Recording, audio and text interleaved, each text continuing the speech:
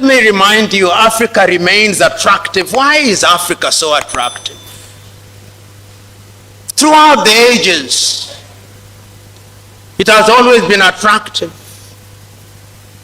It was attractive to the Portuguese and the Spaniards, but I'm not going to say that. It was attractive to the Arabs, but I'm not going to say that. It was attractive to the Jews, but I will not say that.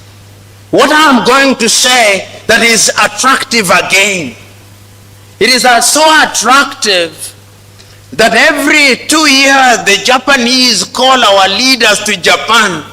That is how attractive Africa is. They call them to Japan in order to discuss how Japan is going to work with Africa for the benefit of Africa. I do not believe it.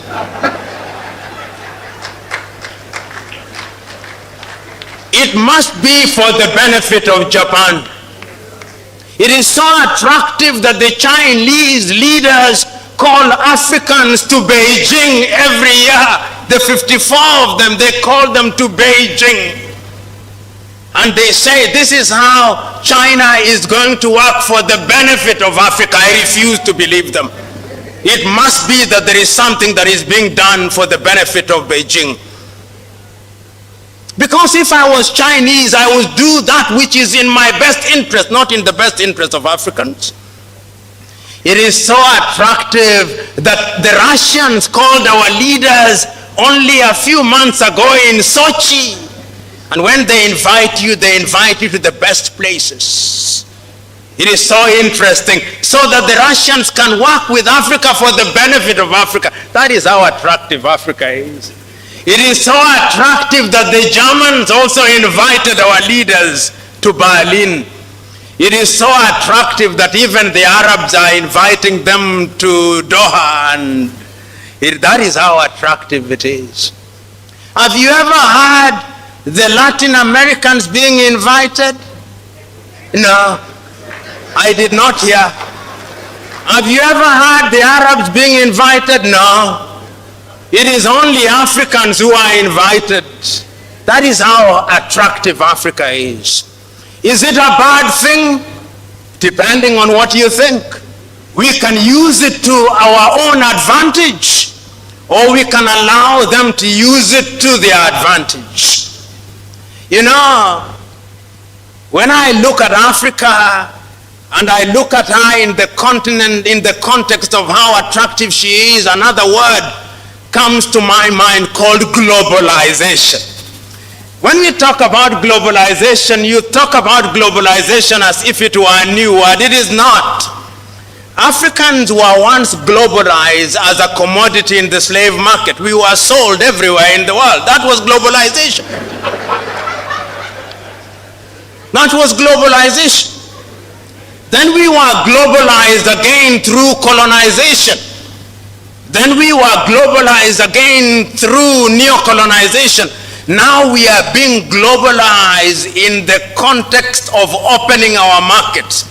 It is Mwalimu Julius Kambarage Nyerere who in one of his many enlightened moments said, when I hear the Europeans saying that we should open our markets in the name of globalization and they say that the rules are the same, I laugh, Mwalimu said. And he said, it is like a boxing match. The rules are the same. But you don't put a heavyweight boxer and a lightweight boxer and say the rules are the same. It is murder.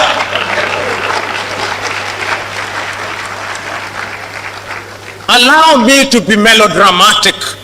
You imagine the United States of America with a GDP of anything between 14 trillion and 15 trillion is now entering into a bilateral arrangement with Lesotho, whose GDP is 2 billion, and you say the rules are the same.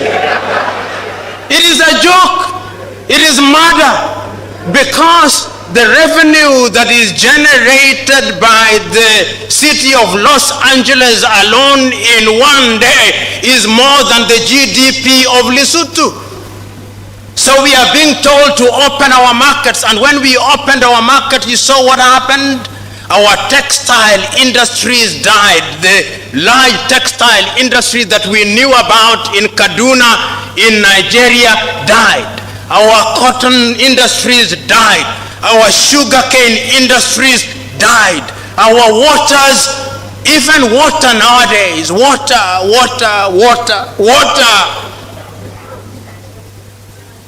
Dasani, Coca-Cola gives us water. You go to hotels in African countries, the water that we drink has the standardization, not this one. This is from UCC. But this is the exception rather than the rule. This is the exception. The rule is water. Dasani, sitting in Atlanta, Georgia, determining what water we take, we of the middle class. Making Africa work is my subject.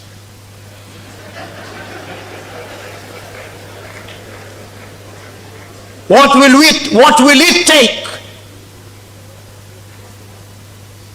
It will take our combined effort. But there must be an enlightenment of a totally different character. Let us look at the different sectors so that we are better able to appreciate what Africa can be. And I believe that Africa can be great. I believe that Africa is capable of looking at our agriculture, because if a people cannot feed themselves, they cannot be at the dinner table of civilization. Today, Africa cannot feed herself. Here in Ghana, they love rice. They produce a little and import most. Here in Ghana, they love ketchup, but I suspect they import some. Here in Ghana, they love chicken. They produce some, but I suspect they import some. In Nigeria, I suspect they love meat, and I suspect they import some. They love rice. Here in Ghana, I know they produce cocoa and they love chocolate, but the chocolate they make they don't like very much. They import chocolate from Switzerland. So until the day that we begin to like what we produce, so that we add value, I look forward to the day when the greatest chocolate making factories will be here in Ghana, and the next will be in Togo, and the next in Cote d'Ivoire. It can be done. Which calls into question, what are our universities of agriculture doing? Are they involved? Are they included in the agenda of making Africa great? And I'm saying that history has demonstrated that when people decide to work in agriculture, they can actually do something about it. I remember so very vividly in your own Malawi, when President Mbingu wa Mutharika took power, he took the view that he could improve agriculture in Malawi. He took the view that he could produce enough maize. He took the view that Malawians could do it, and you will agree with me, they did it. It was done in Malawi. Why can it not be done now? I remember so very vividly, those of you who are from Burkina Faso, in 1983, when Thomas Sankara took power, he took the view that the Burkinabe could feed themselves, and within 5 years, Burkina Faso could feed herself. It can be done. I know that right now, I remember so very vividly in Zimbabwe when President Mugabe took power, and even before then, during the first 5 years, Mugabe's government was capable of producing enough maize to be consumed in Zimbabwe and enough cotton to make clothes. Today, as I speak to you now, the Zimbabweans are under threat of starvation. What happened? It can be done in Zimbabwe, and I believe that it must be done if Africa is to work. Africa can work in agriculture. Africa can work in innovation. I'm very glad that in the last 1 year in Makerere, Uganda, they have come up with a solar-powered bus. Ugandans can do it. I'm very glad that in Nigeria, only last week they unveiled a car that is made out of hydrocarbons. Nigerians can do it. I'm glad that in Morocco now they have the largest solar plant in the world. It can be done. I'm glad that in my own Kenya they now have one of the largest wind farms which generates power. It can be done. I'm glad that during the president of Akufo-Addo, Ghanaians have now abandoned one of the words they used to have in their vocabulary called dumso. I'm glad. In other words, if you look very keenly, there are things that can be done.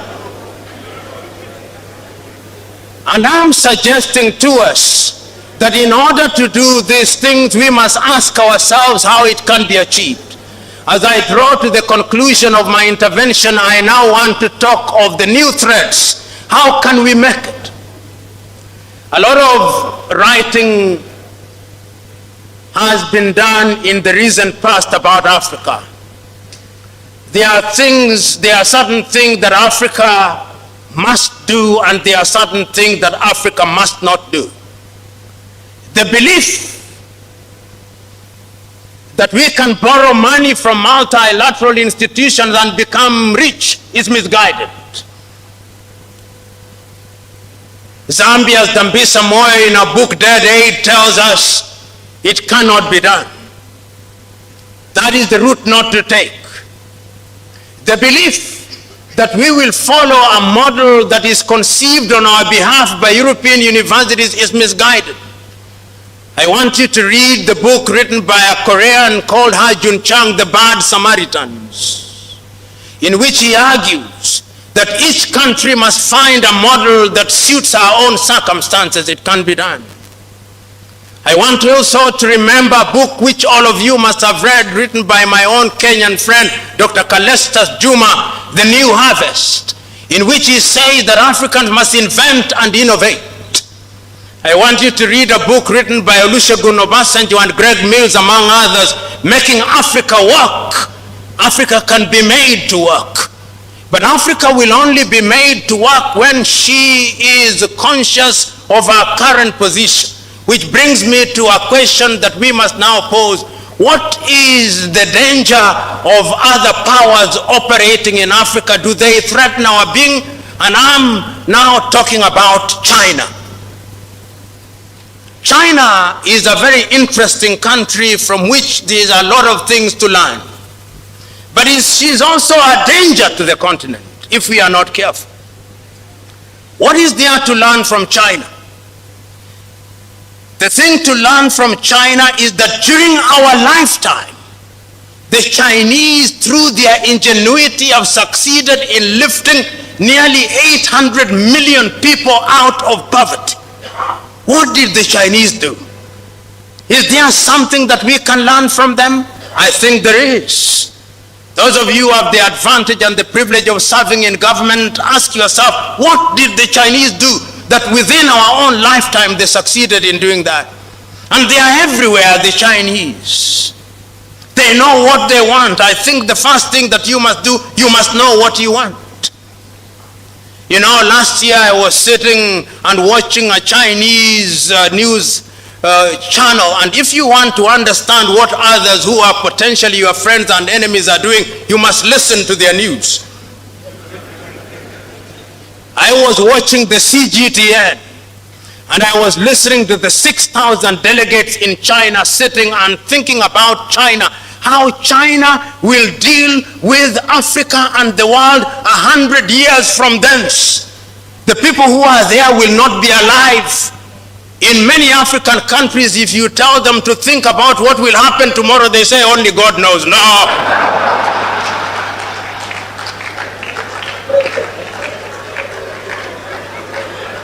I hold the view that when you are planning, you plan as if you will never die. And if you are prayerful, you pray as if you'll die the next minute. I'm suggesting that the Chinese have given us away. Today the Chinese, and see how the Chinese are working with us. Which university in Africa worth its name does not have a Confucius Center? I do not know whether you have one here at UCC.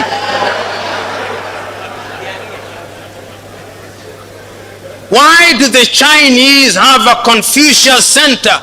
Because the mind is the standard of the man. Once you influence the mind, you can sit pretty because you can predict what the man will do.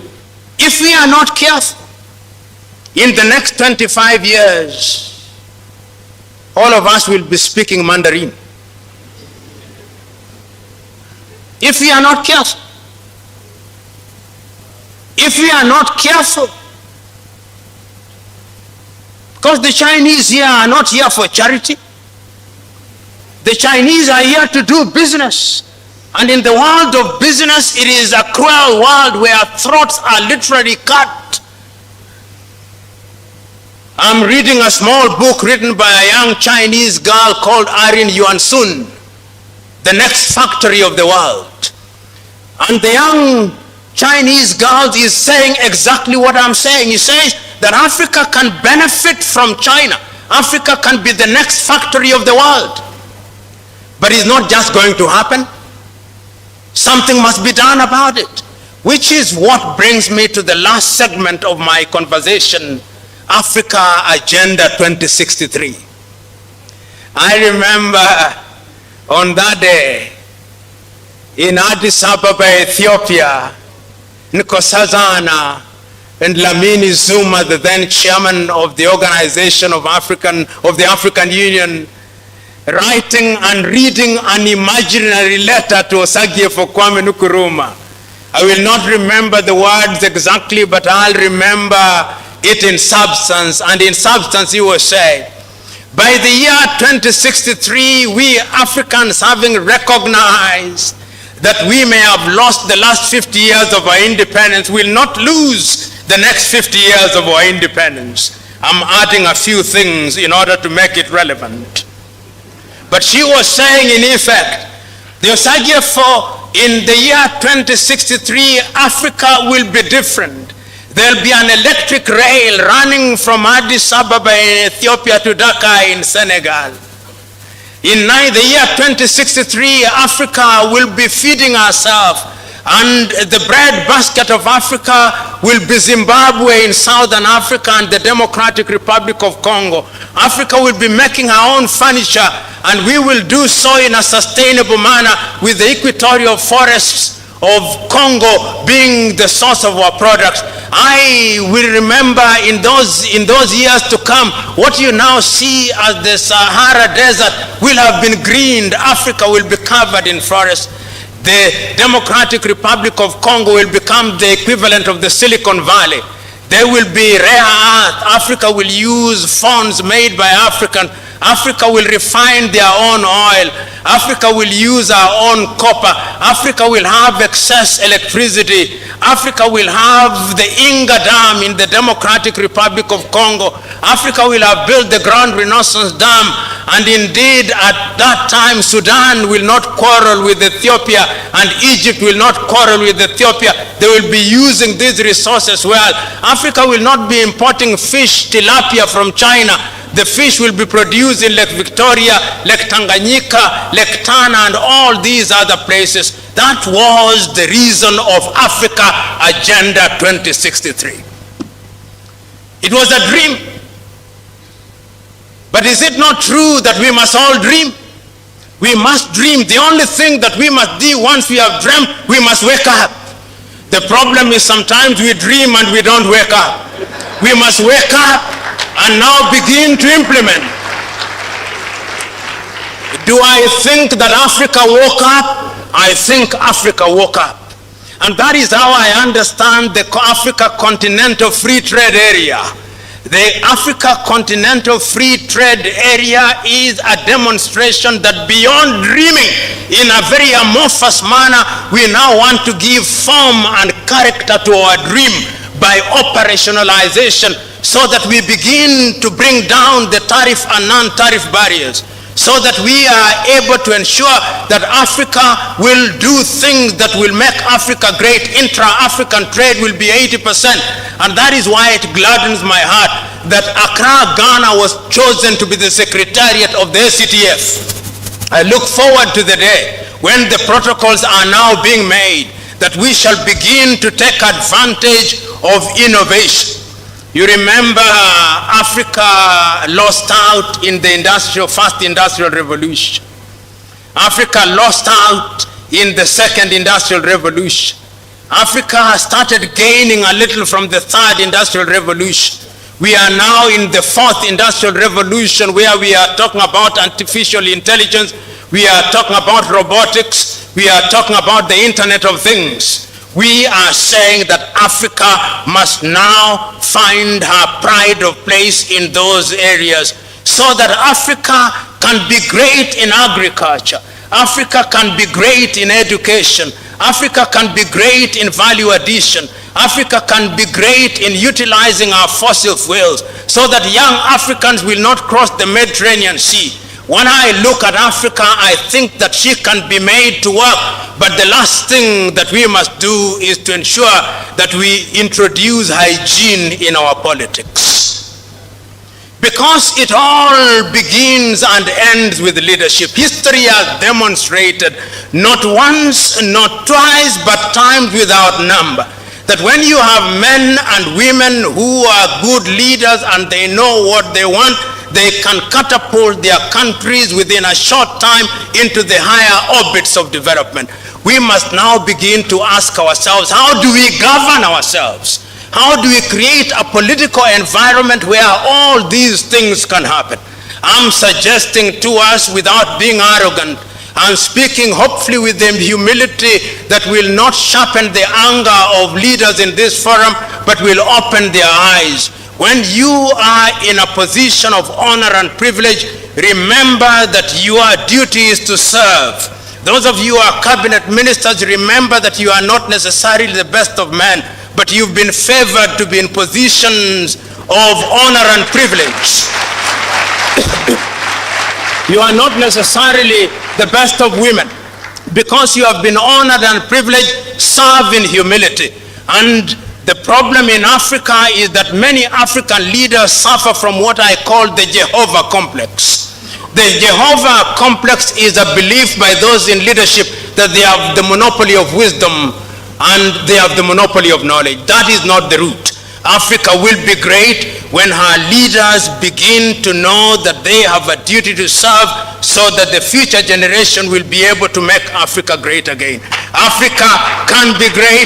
Africa will be great. Africa will be great in agriculture.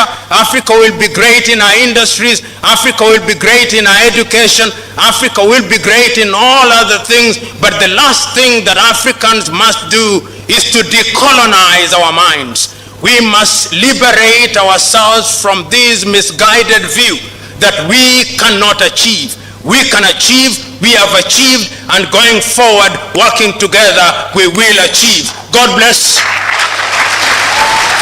Africa has become the fastest urbanizing region of the world, with rural migrants moving into cities, a clip that has even surpassed that of China and India. As the continent becomes one of the final frontiers of the fourth industrial revolution, this rapid transition presents big challenges but also offers big rewards for countries willing to risk billions in an infrastructure building revolution unlike anything the world has ever seen. And no country has answered Africa's call quite like China. By 2050, Africa's 1.1 billion person population is slated to double, with 80% of this growth happening in cities, bringing the continent's urban headcount up to more than 1.3 billion. The population of Lagos alone is growing by 77 people per hour. According to McKinsey, by 2025, more than 100 cities in Africa will contain over 1 million people. China has likewise become a central player in Africa's urbanization push, as a huge percentage of the continent's infrastructure's initiative are being driven by Chinese companies and all backed by Chinese funding. China is now Africa's biggest trade partner, with Sino-African trade topping $200 billion per year. According to McKinsey, over 100,000 Chinese-owned firms are currently operating throughout the African continent, and the value of Chinese business there since 2005 amount to more than $20 trillion with $300 million billion in investment currently on the table. Africa has also eclipsed Asia as the largest market for China's overseas construction contract. To keep this momentum building, Beijing announced a $1 billion Belt and Road Africa Infrastructure Development Fund and in 2018, a whopping of $60 billion African aid package. So expect Africa to continue swaying to the east as economic ties with China become more numerous and robust. When we look at Africa, we see many countries chasing dreams of a better economic future while burying themselves in massive amounts of infrastructure-induced debt that they may not be able to actually afford. There have already been warning signs. The Addis Ababa-Djibouti railway ended up costing Ethiopia nearly a quarter of its total 2016 budget. Nigeria had to renegotiate a deal with their Chinese contractor due to their failure to pay, and Kenya's 80% Chinese-financed railway from Mombasa to Nairobi has already gone 4 times over budget, costing the countries upward of 6% of its GDP. In 2012, the IMF found out that China owned 15% of Africa's external debt, and hardly 3 years later, roughly 2/3 of all new loans were coming from China. This has some analysts issuing warning about debt traps, with some even going as far as calling what China is doing as a new form of colonialism. China needs what Africa has for a long-term economic and political stability. Over 1/3 of China's oil come from Africa, as does 20% of the country's cotton. Africa has roughly half of the world's stock of manganese, an essential ingredient for steel production, and the DRC on its own possesses half of the planet's cobalt. Africa also has a significant amount of cotton, which is needed for electronics, as well as half of the world's known supply of carbonate, a rock formation that is the primary source of rare earths. However, there is a common misconception that all Chinese projects in Africa have the backing of Beijing. More often than not, Chinese SOEs are operating in Africa on pure for-profit ventures that do not have the ambition of their government in mind. Thank you for watching. Don't forget to like and share your thoughts in the comment box below. Until next time, cheers and have a good one.